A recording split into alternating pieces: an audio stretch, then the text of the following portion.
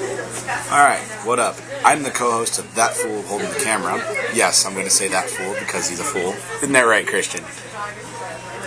And he gave me the finger. Anyway, I'm doing a deck profile for you. We're starting off with Lightsworns. And we're going to start with the traps because this is how thick the monster build is. Let's wait on that, huh? Anyway, for starters, we have traps. Like I said before, we have 3 Threatening Roars and 2 Beckoning Lights. Obviously, the Beckoning Lights, and like any Lightsworn deck, they all mill the top of the deck. Let's be safe and say we mill our top boss monsters. Judgment Dragon, BLS, those are all lights. Discard a hand, and go get all those lights back. Isn't that great? Threatening Roars? Why not? Defensive, threatening is threatening. Let's be safe, huh? Any shenanigans you want to do during the battle phase? Nope! Alright, now let's move on to a somewhat thicker pile of spells. Giggity. You're mean to me. He ruined it with the giggity. Your basic meta cards, your Monster Reborn, Dark Hole, Heavy Storm. Just in case you mill, you don't really have to worry about that. 1 MST. Everyone usually runs 2. I'd rather run 1. It's a lot simpler to do that. An MST pops anything you want, so that's nice. The other, 5 spells? Monster Reincarnation. Oh, there's a JD or a BLS in the graveyard. Well, I'm going to ditch this card I don't want to go get a monster I need. So, Monster Reincarnation, not a bad ad. Then you've got your normal, Lightsworn cards, Charge of the Light Brigade, Solar Recharges, which are still pretty pricey because they're all hollow, hard to find supers. This one, on the other hand, is common, so finding the common one's a little bit cheaper. The common one's out of the structure deck of Dragon's Collide, but Dragon's Collide is like short print now for some reason, and it's hard to find a structure deck with 2 ultras in it. Dark Flare and Light Pulsar, yes, I'm looking at you. Damn Chaos Dragons. We do work. I hate them. I hate them with I hate E-Dragons more, but still. Don't get them started. It's bad. Now we're getting onto the thick pile. Giggity. Ha. Ha. Take that. Anyway, start with the 1-ofs. We're going to go through every other Lightsworn monster first, then the other things like Gardna and Trag and whatnot. But anyway, we have Garoth, Lightsworn Warrior. He doesn't mill. Okay, well he does, but only when a Lightsworn mills at the end of the turn. You can't mill him with Celestia, because Celestia is a cost. I'll explain Celestia's effect in a minute. Aaron, go down now. Aaron, the Lightsworn Monk, is a nice little... She works like a Grand Mole. Anything that's in face-down defense, you can send it back to the deck to have it shuffled, which is nice. I mean, you know, oh, you have a... what's a card that sets? Oh, you have a Morphing Jar. Send it back to the deck. Grand Mole. Grand Mole doesn't get its effect when it's face down now. Yes, but you could still bounce your opponent's monster back. True. If it's face down defense. Yes. Moving on.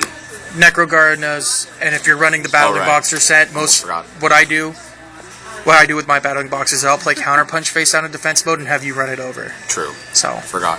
Garoth, like I said, be careful because for every 2 that you mill that's a Lightsworn monster, you draw an extra card. So let's say you mill 2 Lightsworns, we'll draw 2. You mill 1, draw 1. Simple as that. And he gets his effect off of every Lightsworn that mills. So you have an Aaron, Illumina, and Illumina. How many times are you going to mill twice? 3 extra times. 2, 2, and 2. So 3, then 2. 3, then 2. 3, then 2. Simple. Just follow that rule and you should be fine. I'm debating having the 2 Rykos. 2 Rykos isn't bad. He makes great fodder. He's a flip effect that says I mill 3 to destroy, or no, I destroy 1, then mill 3. It's not bad. You can honestly take 1 out to have something else. Because, be realistic, Raico's the least of your worries, or is not really that good depending on your situation. He can be handy whenever he needs to, though. It's funny to pop any card on the field. I like to think Raico's more of a personal preference, especially with Lightsworns. Well, I'm debating this guy as a personal preference. Wolf, Lightsworn Beast. The 2-ofs, by the way. Wolf is just, you mill the deck and go, hi, I'm 2100. And he's a light monster, too. He doesn't mill anything, which is nice, so he's a free 21 that can just punch your opponent for a decent shtick. But you don't need to run more than 2. 2 is perfect. You're running 1, you're gonna die. You're gonna have a hard time.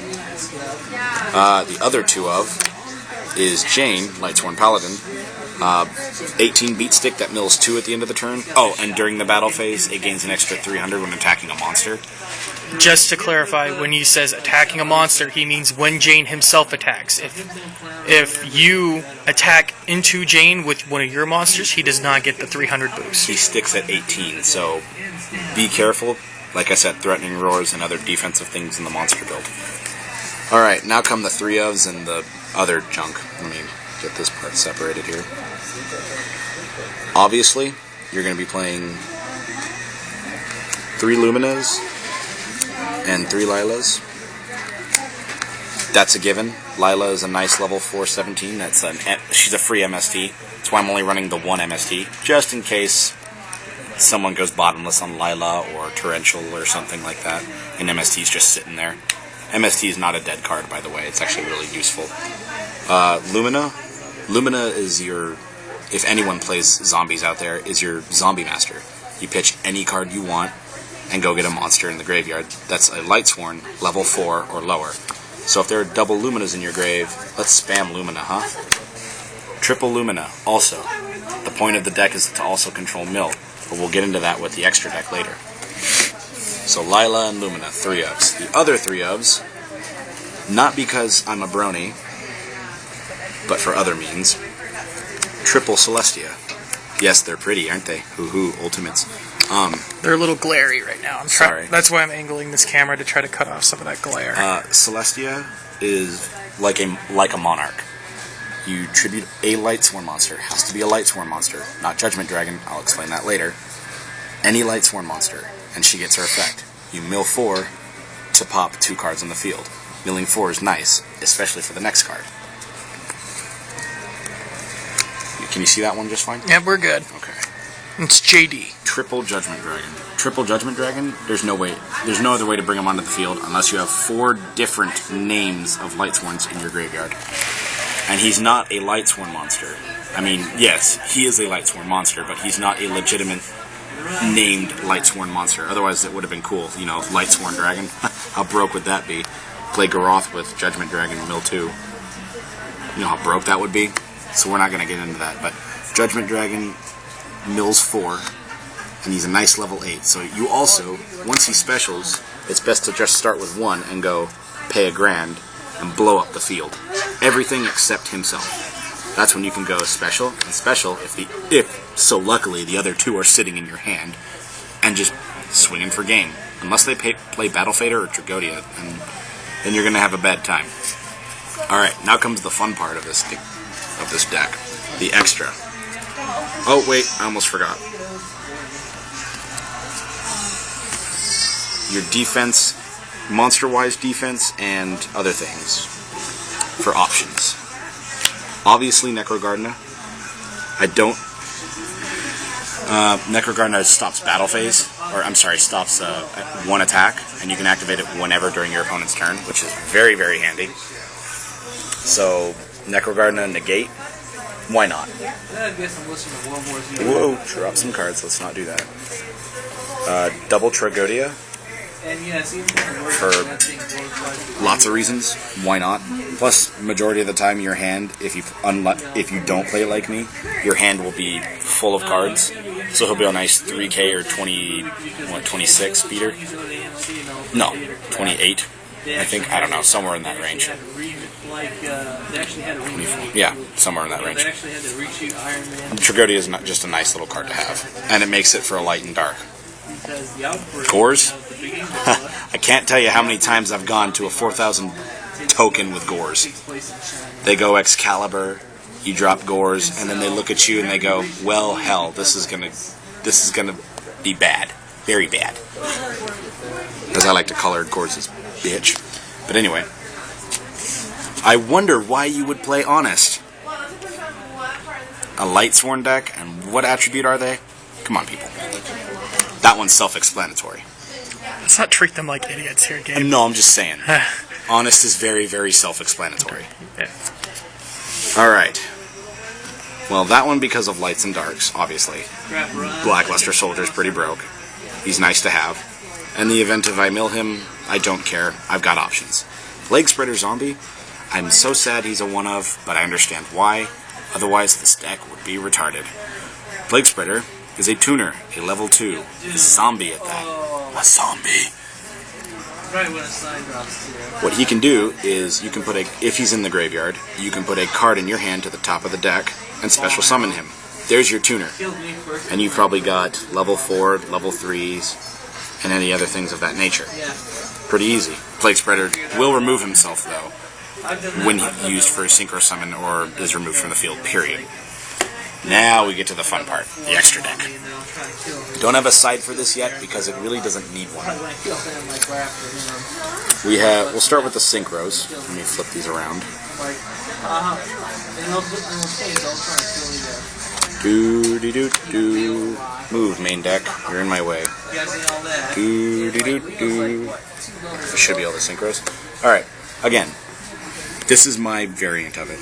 I wish I had decisive armor, but I really don't. So, you can play any one of these at all. Lumina and Plague Spreader. Obviously, Plague Spreader for any of these. And it's really easy to do so. It really just depends on your situation and if you can do it. But more so in the situation because they could have nothing. It's kind of a weighty chance on it. So now for the other fun part, which is the X-Seeds. This is how you basically control the mill. The extra deck is your key to saying, uh-oh, I might deck out. I may need to X-Seed or Synchro into something. Let's see here. I play more X-Seeds because a majority of the game nowadays is in the black cards. Got some glare off that one. Off Tachyon, yeah. There are a lot of generic rank 3s here because it's very nice to play defensively and safe. Leviathan Dragon, number 17. I'm going to just swing in for an extra 25 or 3k. I know I can't do it directly, but still. Leviair, anything that's removed, such as Plague Spreader or Necrogardenas, or any other lights and darks, I can go get them back. Depending on the monster, of course. Tempo is the most broken X-Seed that you'll run into, because he pitches a material of his own, pitches another X-Seed's material, and then gains 500 off of it. And you can do that during either player's turn. Broken! Zenmains, defensively, and destroy something just in case. Giga Brilliant, I was really kind of hectic on it. I really wasn't too sure. I like the ulti because Utopia, another defense, just in case Zenmains doesn't want to work out. I have 2 level 4s, Wolf, Garoth, Jane, Lila, Aaron. Sure, we'll go into Utopia. Paladinamo. Paladinamo's funny. He can draw me a card if he can draw me a card if he gets destroyed, or he can negate effects and drop things to 0. Now, most people say Paladinamo sucks in a light deck. I say bollocks because he's just great. He's just perfect. And if you've got 2 Lightsworns that aren't in the grave, put them to the graveyard instantly and negate something. Anything. Make it 0. Now, before I get to this card, I'm going to stack all these because I want this one to be all about Tachyon. Do on the level. You can ask questions. Okay, leave them here because you didn't really explain these. Well, it's to have options. But you know, in all honesty, these guys are here to have an option. Like, if there's something in your way, and that's always going to be in your way, and you want to make sure the field is clear, Scrap Dragon or Mistworm. That's why I have the level 6. Sometimes I just stick with the level 6 Gaia. I mean, I'd go Gravity Warrior, but then again, I don't want to keep the level 6 there on the field half the time. Crimson Blader. I don't have Stardust because I don't need it. I mean, Stardust would be hilarious, but I'm playing the double Warriors with a Scrap Dragon, and I like Scrap Dragon a little better. It destroys things. Colossal Fighter is an endless wall, so in case I want to be tactically defensive and offensive at the same time, I can just swing in, destroy it, come back, and keep swinging in. It's like an endless wall for high attack power. Crimson Blader stops a lot of specials and normal summons of 5 and higher. However, exceeding is kind of a pain. And then Mistworm. I like Mistworm a lot in this deck. Mistworm kind of just says, bounce, put him back in your hand. Only when he's summoned, correct? I believe so. Yeah, when this card is synchroed, I can if I believe so. No, I have to. It's mandatory. So there's no, since priority does not exist anymore. It's a mandatory effect. Mistworm can just say, bounce. Sorry, I just wanted to make sure they. No, these are. I mean, I could play Catastor instead of Magical Android. I lost my Catastor, but you know I can definitely just as well make do with a Magical Android and gain life points. I just want to make sure that for those of you guys who are new players, if you didn't know what some of those cards were, we did go into some explanation on what they were.